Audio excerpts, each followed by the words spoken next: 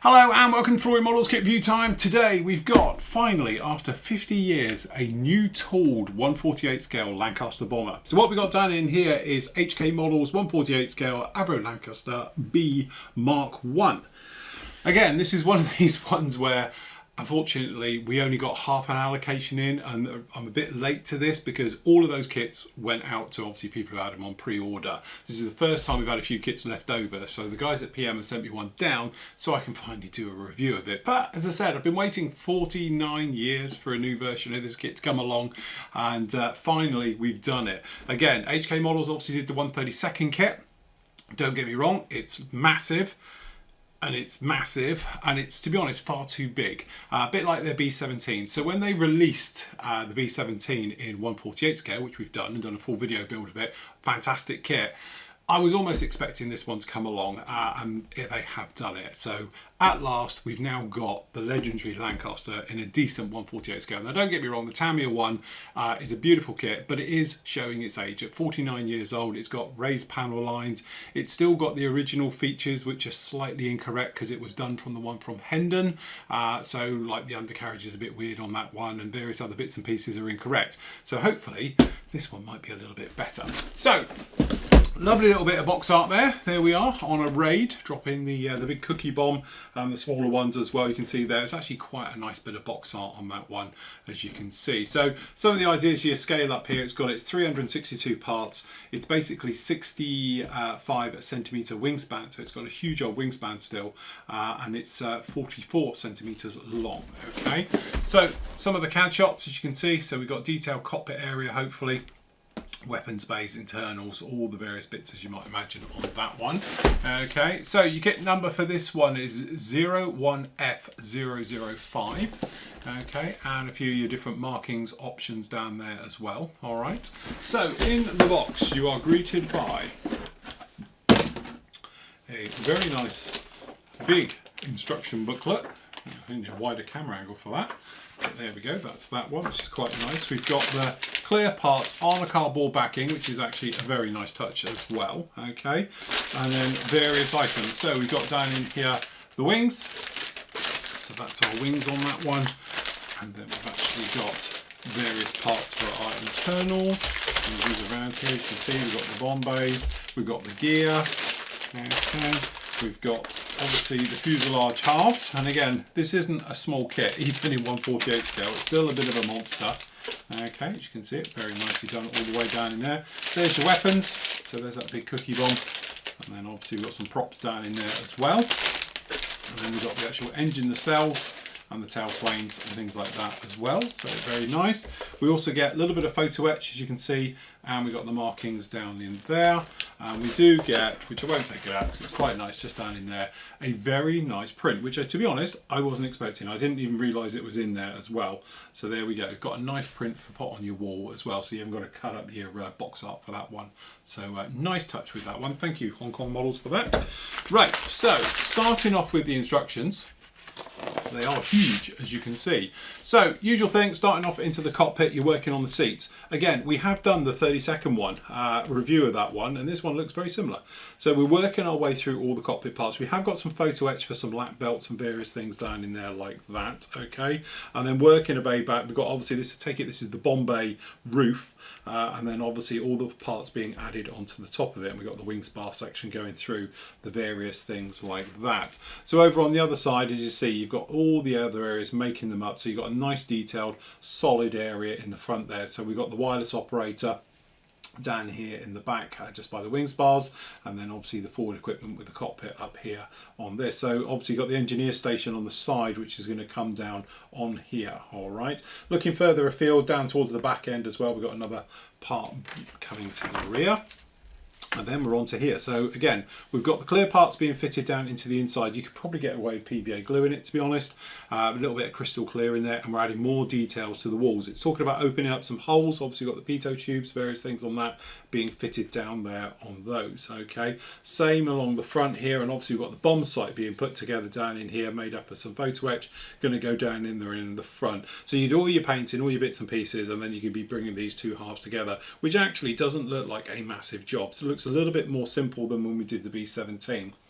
then it gets a little bit more complicated, as you can see. So over here we've got the gun, so we've got the nose gun on here, and then obviously the things working through. Probably wouldn't bother with these guns so much, or certainly not the barrels. I'd probably go down the aftermarket ones, because again, they're a big feature of the bomber, like the B-17. Going in with some brass ones, some master barrels, things like that we're using on the B-17. It's pretty much a must on this one, because it's such a feature of the actual kit itself. Then we've obviously got the top turret being fitted down on here, and then we've got the tail end Charlie position down in there like that, and these little photo etch as well for the chutes for your empties to fall out the back.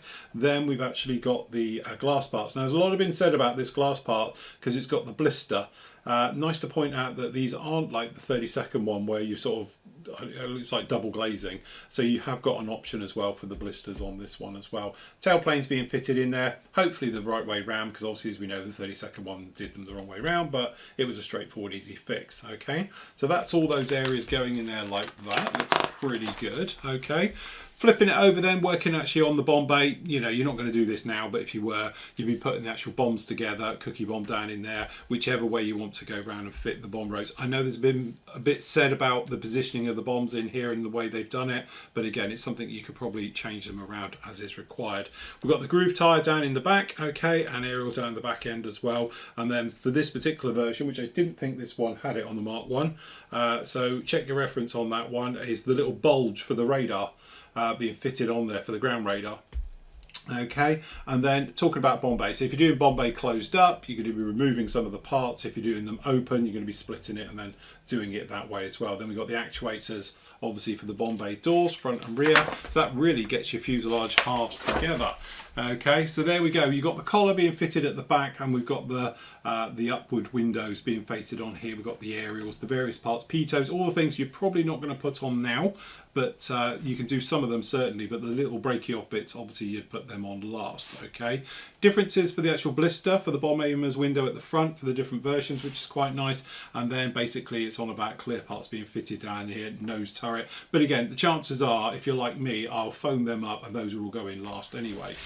Tail planes being fitted down onto this one. Then we've got a little bit of photo etch the aerials again, so I'll be making notes on this about what to put on afterwards. Okay, then we're into what I think is one of the highlights of the kit. So we've actually got the Merlin engines. So again, we've got the engines down in here, and I do think with a little bit of work, a little bit of wiring, bit of plumbing, things like that down in there, you could actually make quite a feature of these without having to go down the aftermarket route. So just to liven them up, I think that would do a really nice job.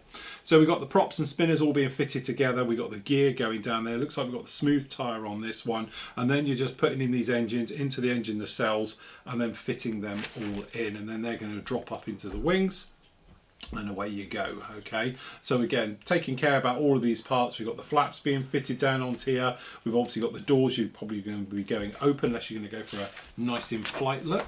Okay, exactly the same on the other side, so it's going to mirror right the way through. Okay, and then you've got these down in here, which are these for? These are for, that's what I'm trying to look out for. These are you're making 14 of these, and then obviously I take it these are fitting on here on the little A marks. So these are little bricks which are going to be fitting on to the fronts down on here. Not 100% what they are, but those are going in there like that. And then you go, you're finished with your lovely Lancaster. So it's not an over complicated build. As long as it goes together, it'll be fine. Okay, and then I take it the second half of the book. Oh right, okay. So we've got some decals. I don't know if they're 1-to-1 scale, are they? No, just an idea I was about to have for you, but scrap that. Okay, anyway, down in here we've got the markings. So we've got 106 Squadron down at Silverton, December 1942, with Mickey Mouse on the side, and then obviously we've got this one down on here, which is December 1942 as well. So again, you've got Yankee. Okay, so that's just both sides of the same aircraft. Sorry, I'm getting confused there. And then we've got 467 Squadron out of Warrington in May 44. Okay, so I must admit that's probably the most famous one you can see, with S for Sugar.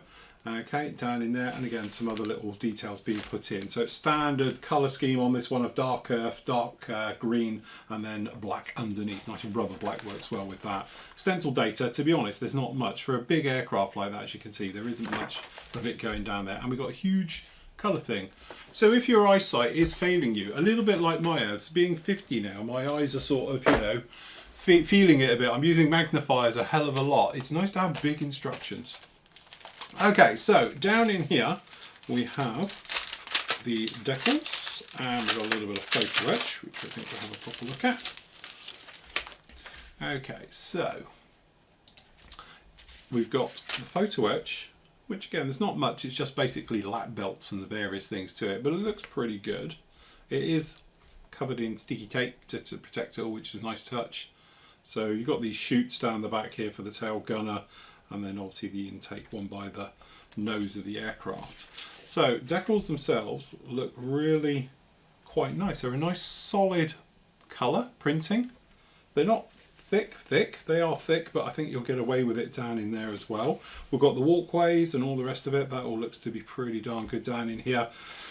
Again, we'll talk about this one when we look at the parts. You do get a decal for the instrument panel, but aftermarket is probably where you're going to want to go with that way. And then again, we've got the ones down in here, look pretty nice. And Mickey looks good. Nice. Okay, so let's just pop these in here and keep them out of the way, keep them safe. Right, so let's start with the fuselage.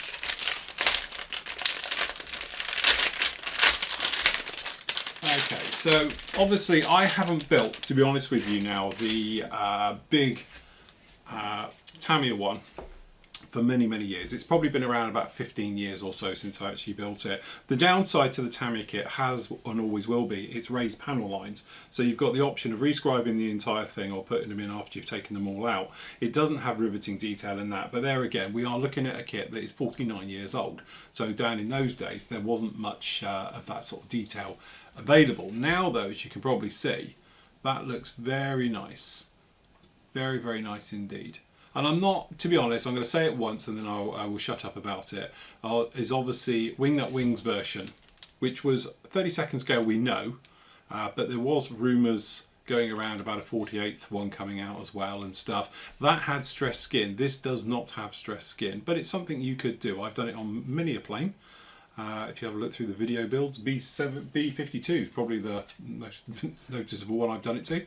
But yeah, it is something that's doable, but again, it depends if you're into that. The nice thing is, obviously down on the inside is all of this framing detail, which is very nice. And the big thing, if you noticed it yet, but I can't actually see an ejector pin in there, which is very, very clever, because they've obviously got the tabs all the way around on the outside here, but I can't actually see an ejector pin on the inside, which is very, very nice indeed. To be honest with you, I'm quite impressed with that. That's very nice detail, as you might imagine. And again, you're not going to see tons of detail in all this, but a very simple sort of base coat going down, dry brushing and a wash gone through will make a hell of a difference. It will show through really, really nicely. The other thing I've noticed in here, and obviously we use this on the B17, is this lock system, which works really, really well. As long as you've got all your alignments and everything's in, this works really well, because we had no filler or anything. In fact, to this day, the B17 isn't glued. So it's testament to how good that fit is once you push it in and get it to bed down. Again, it's got ejector pins on this side down in here, which are nice and out of the way, and we've got the one in the tail. So again, very, very nicely done on there. We've got basically exactly the same on the other side, but obviously this one's got the door on this part, so we don't really need to have a look at that one. That's pretty good. Down in here we have, I assume, this is the engine scoops. You can see, so that's pretty darn good as well. Right, over to the wings.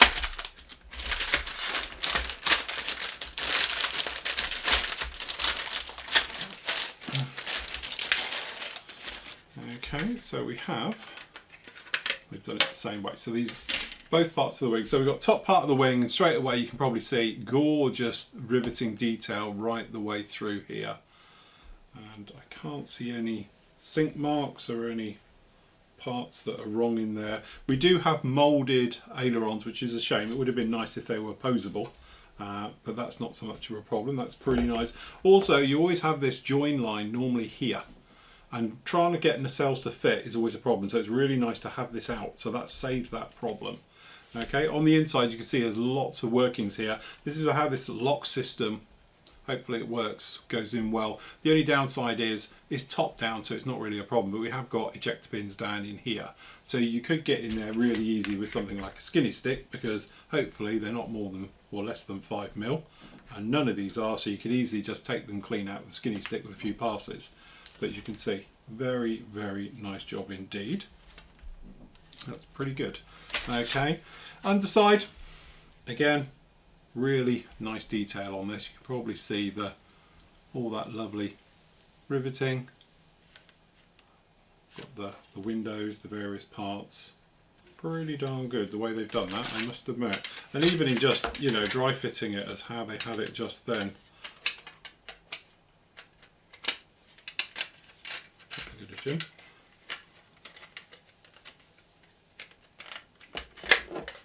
You can see how nice that is right off the bat. You know, it's always good to test fit with nothing in this just to see how this goes, and that actually looks all pretty good and solid. We've got a small gap just up in there, which you probably wouldn't have in real life, okay, but generally that's all good. But this lock system, you want to make sure that that glues and locks really, really well, and then you have no problem. We're talking exactly the same on the other side on there. Okay, so down into the engines and the tailplanes. Okay, so if we look at the engine nacelles first, these are all pretty darn good. Again, it's really nice texture to this. They look fantastic. Catching them in the light there, you can probably see how well those look. And again, you've got the engine sort of latches for the covers, the various bits and pieces, all very nice indeed.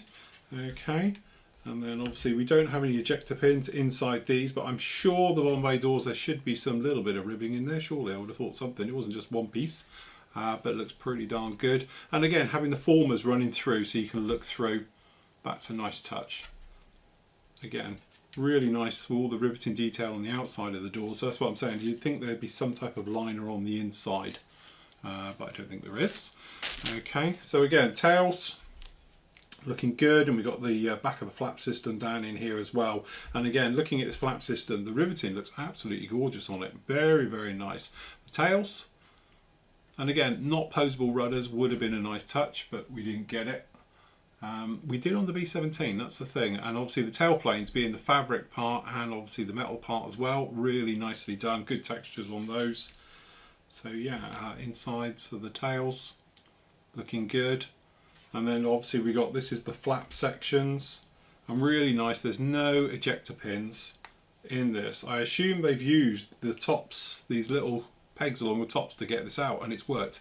So we've got no ejector pins being a pain inside the back area, and this one down in here is clean as well. Really very, very nice indeed. Okay, so into the Bombays of it. Okay, so we're going to get multiples in here, I would have thought, because what we've actually got, we've got the Bombay system and the other various parts, engine details, intakes, things like that. So that's pretty good. But you see, Bombay detail looks very nice. Again, no real ejector pins in there. We've got pretty good. This is actually very nicely moulded, I have to say. Yeah, this is one of those things. I'm a little bit late to the party, as we know, with this kit. And I know there's lots of people out there, and a lot of people I've heard rumblings about this kit. And honestly, I'm not seeing it. So I'm not saying it's user error, but certainly from a sprue point of view, it looks fantastic. So what we're talking about, this instrument panel. So a couple of choices with this one. Stick your decals onto it and be happy. Or sand this off and get a replacement one for it. I am sure the 3D printed people, now as I call them, who make 3D basically instrument panels and stuff like that, they do amazing work these days, and I'm a big fan of those companies. So hopefully what I'll do is I'll pick one up for this one, and I can show you how to do it when I get around to building this one. But it's crying out for it. There's a lot of glass on the top here, the cockpit can be seen, so if you could replace all of that down in there with 3D printed ones, I think that would be absolutely fantastic. So as you can see down in here, we've got the firewalls, things like that for the engines, the various bits and pieces down in these ones. Yeah, actually it's really very, very nice indeed. And again, this is the thing, we're not seeing ejector pins anywhere. They're all nicely on the backs and out the way, or if they are, they're incredibly shallow. So that's very nice indeed. Okay, so down in here we've got the cockpit and some of the bulkheads and the various things as well. We've got the tail wheel and some of those items. So straight off the bat down in here, this is the back area that goes up to obviously your tail end Charlie. We've got some of these doors, but also we've got some of the equipment, which again is very nice. So we've got the radio equipment down in here. We've got the intakes, which have got little mesh fronts, which unfortunately some plonker has put an ejector tab or an injection port right in the middle of it. So he needs clearly stringing up. Okay, and then over here we've got the O2 bottles. Is that the T-urn? Because, you know, has to have a T-urn surely. And then obviously down here the flight deck. There's nothing on the bottom of it, but you're going to be adding all of this into it. So we've got the flight yoke. Looks pretty good down in there. We've got the counterweights for the ailerons, the bits and pieces, all the details down on the inside. We've got the internals for the Bombay. This is the engineer's one, and again, I think replacing that with a 3D one, just sand that clean off and put a 3D one in there. That's the way forward on there. And again, radios, equipment, all the other bits and pieces over here. Really very nice indeed. Yeah, I'm actually really liking this kit. This is one of those ones, I'm not saying I had any preconceptions to it, but after hearing what some people have said, I was expecting this not to be as nice as this is. Okay, so down in here we've got the Bombay. So again, riveted to the outside, looks absolutely fantastic. As you can see, nothing really on the inside. There's a little bit going on, probably hear it. So I'm not exactly sure. I've got some reference photos, but we have got little ejector pins. But again, these are easy to get rid of. One slightly recessed, one sunk, and same on the other sides. Okay, so that's those, but they are tucked neatly out the way, so you could get away. There is actually, is that one? I don't know, perhaps not, perhaps I'm just seeing. I think there is, if you catch it in the light. I try and get it there. You see that? Look at that, that's got to be the faintest ejector pin mark I've seen. Look, there's another one down in there. If you could get them everywhere, you wouldn't have to worry about it. But there they are there. Clever. Very clever. Somebody's working to tolerances are very, very small. So again, tiny, tiny little ones. You probably wouldn't even worry about it because the trouble you've got is this is raised detail, raised riveting next to it. So you could get in there with a skinny stick and get rid of it, but honestly, I don't think you're going to notice it. I think you can get away with that. Nice. Okay, so we've got the bulge for the blister, for the top turret, the various things like that. And again, front. Various engine parts, as you might imagine. It's got the guns. These are what we're saying about the guns. The guns, there's nothing wrong with them, but honestly, on something like this, it just makes it. I'm looking up now at my B17, and with all the pointy bits sticking out, with all the gun barrels, spending just a little bit extra on some brass ones, it just makes a world of difference. They look fantastic, a lot better than these do. So yeah, very, very nice indeed. Okay, so next up we've got the engines, which is pretty much a match pair in here. So we'll just get one out, so obviously it's got two on each sprue.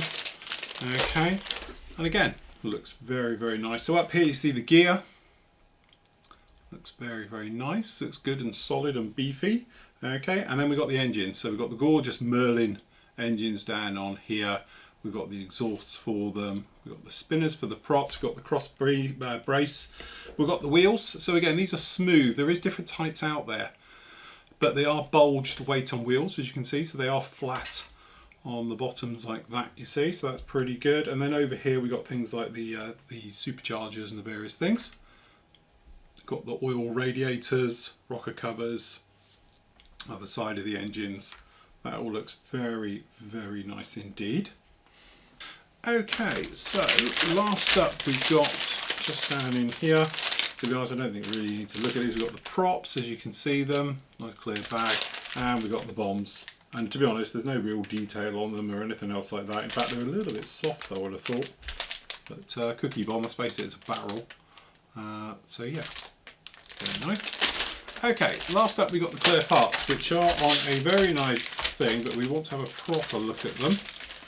Again, it's nice when manufacturers take the time to get the packaging right. So I'm putting them on a little card like this. I think it's just a very nice touch. Okay, so unfortunately, unlike Tamiya, HK don't paint your canopy for you. But it does look, that's uber clear. Look how clear that is. That's actually really very, very nice indeed. And then again, we've got the front turret. They're protected by a little bit of film. We don't need to see that. The window ones here at the rear, absolutely crystal clear. We got the front turret, and again, really nice. And we got the blisters. So we got the thin blister, as I call it, or the big round blister down in there as well. Windows, side blisters are hollow, okay, or flats going on there. So what this is all telling me, to be honest with you, is that we're going to get the Dambuster one coming along probably sooner rather than later, because it's all on here as well. Okay, so that's all very nice indeed. We just pop that back in there, so I want to keep it all nice and safe. I am not disappointed. I have to be honest with you, because this has taken a long time to reach, you know, here. That other people have been telling me a few little horror stories with it and all this, and like I always say, I don't like to read, watch, or really hear from other people's reviews, because it does taint you, because I'm looking out for them and everything else. But honestly, from my point of view, or certainly this kit, I've got no short shots, I've got no sink marks that I've actually just seen either. Okay, I'm not saying it hasn't got any, but I just didn't see it looking at that quick review. And generally the fit and everything else looks really, really nice. And it does seem to be a little bit of a step on, shall we say, from the B17. Because the B17 had a few quirky moments, shall we say. You've got through them and it went together absolutely fantastic. No problems with that kit at all. But I know a lot of people have tripped over those. It's caught a lot of people out. This doesn't seem to be as bad. What also I like about it is the part count is only 362, and most of those parts are for the sort of internally bits and everything else. They haven't gone around and put in tons of stuff that you're never going to see, and you know, all of those areas into it. It's quite simple, but what this does enable you to do, if you wanted to do though, is obviously add to it. So if you wanted to, you could do like I'm going to do, is probably get a 3D cockpit set for it. And then we'll just sand off all of those dials and we'll put a 3D one into it. All the engineers ones, put the 3D ones into it. I probably won't worry about all the other areas because you won't see them, but certainly for those, I think it'll be a worthy upgrade. The other thing as well, the gun barrels, they're just sticks at the end of the day. Yeah, if you get a nice brass set by Master and all the rest of it who do them, it makes a big difference. For such a small little item, it's amazing how much difference it makes having hollowed guns, because you can see it. You know, I've got the B17, as you know, hanging off the wall here, and it literally, it's the first thing everyone notices on it, is all the pointy out bits. So it is well worth having a look at those ones. But generally, you know, as I said, loads of aftermarket is going to be coming down the line for this one. There's loads of aftermarket decals, so I know some people have said about the decals, can't really see a problem with it for me, looks all right. But if you did want to, you could go down that route very easily with this kit, because pretty much all the Tamiya stuff I think is going to go all right on this one as well. So there we go, that is the Hong Kong Models 1/48 scale Lancaster Mark 1. It is available, and we have got some at the time of doing this in stock at the PM store as well. I'll pop the link down below.